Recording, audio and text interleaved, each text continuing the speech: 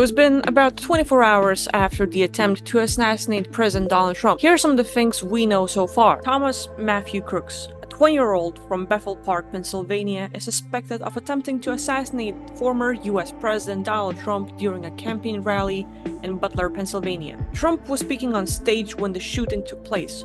Crooks was shot and killed by the Secret Service seconds after allegedly firing shots towards the stage. The shooter used a ladder to get on the roof. This photo was from the aerial video from the Sky News. The body is blurred out.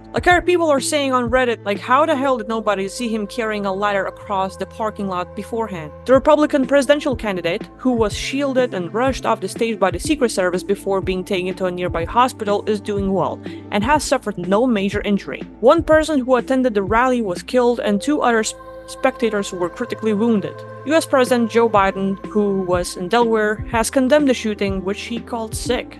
Trump has issued a new statement following the attempt of his life yesterday, thanking people for their messages of support and expressing condolences to the three rally-goers who were killed or injured. Thank you to everyone for your thoughts and prayers yesterday, as it was God alone who prevented the unthinkable from happening. In this moment, it is more important than ever that we stand united and show our true character as Americans, remaining strong and determined and not allowing evil to win, he said. Trump's campaign team is adding more armed security at its sites following the assassination attempt, reports US news site Politico, citing a Trump campaign memo. The memo, Politico said, also asked Trump's campaign staff in the Washington and West Palm Beach to avoid their offices today and to refrain from publicly commenting on the shooting, which wounded the former president in the ear. The memo emphasizes that Trump is doing well and remains in great spirits. Now here's a little flashback for you. Just 90 days ago, 8 Democrats introduced a bill to strip President Trump and his family of their Secret Service protection. These same Democrats have been telling the American people that if re-elected, Trump will end democracy. Democrats started trying to strip Trump's Secret Service protection just months before shooting. Thompson's previously expressed intentions to terminate Trump's Secret Service protection if a felony conviction resulted in a prison sentence. The Secret Service dismisses the untrue assertions on additional security requests. Anthony, the US Secret Service spokesperson, says that the assertion that members of the former US President Trump's team has had additional security resources requested rebuffed is absolute false. In fact, we added protective resources and technology and capabilities as part of the increased campaign travel tempo, he said in the statement on X. Mike Johnson has warned the political rhetoric in the US has reached a fewer pitch and needs to be toned down. Johnson, a Republican, earlier pledged that the House of Representatives would conduct a full probe into the attack on Trump, saying the American people deserve to know the truth. Former President Donald Trump's daughter Tiffany has thanked members of the Secret Service and law enforcement for fiercely intervening during the Pennsylvania shooting, adding that the political violence is never the answer. Please include the families of the victims in your prayer, she said on X. As you saw today, my father is a fighter and he will continue to fight for you and the USA. The road to the home of killed shooting suspect Thomas Matthew Crooks has been closed by the police, according to CBS News. It is said police evacuated his neighbors during an ongoing search of the house at Milford Drive in Bethel Park, Pennsylvania. They asked us to leave our houses. They told us it was state of emergency, no warning, just a knock on the door in the middle of the night. Kelly Little, who lives only a few homes down the road from the suspect, told the broadcaster. They told us we could come back in a couple hours, likely. Bethel Park police say that there was a bomb investigation surrounding Crooks' home, the report added. The Holy See expresses its concern following yesterday's violent episodes, which injures people and democracy, provoking suffering and death, the Vatican has said in the statement. It went on to say that the Holy See is united in the prayer of the U.S. bishops for America, for the victims and for peace in the country, that the motives of this violence may never prevail. Steve Kerr, the head coach of the U.S. men's Olympic basketball team, has appealed for the nation's unity and raised concerns about gun culture after the assassination attempt on Trump.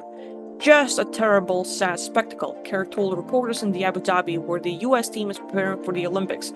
It's such a demoralizing day for our country, he said. It's yet another example of not only our political division, but also our gun culture. A 20-year-old with an AR-15 trying to shoot a former president, he added. It is scary to think about where this goes because of the issues that already exist in the country.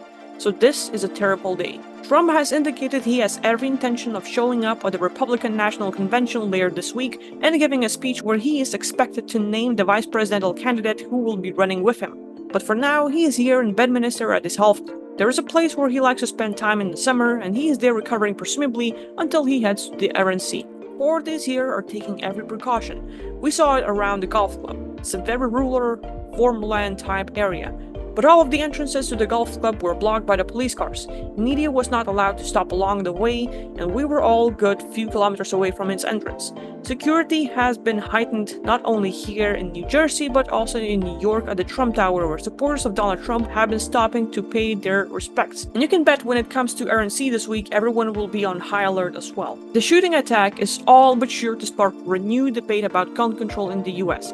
But analyst Ross Feingold says he didn't expect any substantial change. Democrats want to pass more gun control, but the Supreme Court has been really clear in some of its recent decisions, he told Al Jazeera. We have seen this after some of the recent terrible mass shootings in the United States, where the issue of gun control comes back up again. But Republicans are not in its favor, said Feingold, who is a former Asia chairman of Republicans abroad. They have control of at least one house of the Congress and a sufficient number of state legislatures where these guns are going to continue to circulate, so I wouldn't expect there to be any gun control legislation that arises from this incident. James Davis, a Republican political strategist, says that the shooting attack will likely help Trump in his efforts to return to the White House. I think it gives Trump another boost in the election overall, he told Al Jazeera. He was really presented as a victim overall in some of the prosecution cases earlier this year, and obviously, this ratchets things up quite a bit. Now, the suspected shooter had explosive devices in the car. The Wall Street Journal has cited unnamed sources as saying that authorities had found explosive devices in the car of the suspected shooter. The car, driven by Thomas Matthew Crooks, was parked near the Trump rally in Butler, Pennsylvania on Sunday, the publication reported. The report could not be independently verified. Alright, so what are your thoughts? Is this a psyop? Is this staged? Is this real? What's going on? Why? Who's behind it? Share your thoughts, share your opinion in the comments, and I'll see you later. Thanks for watching.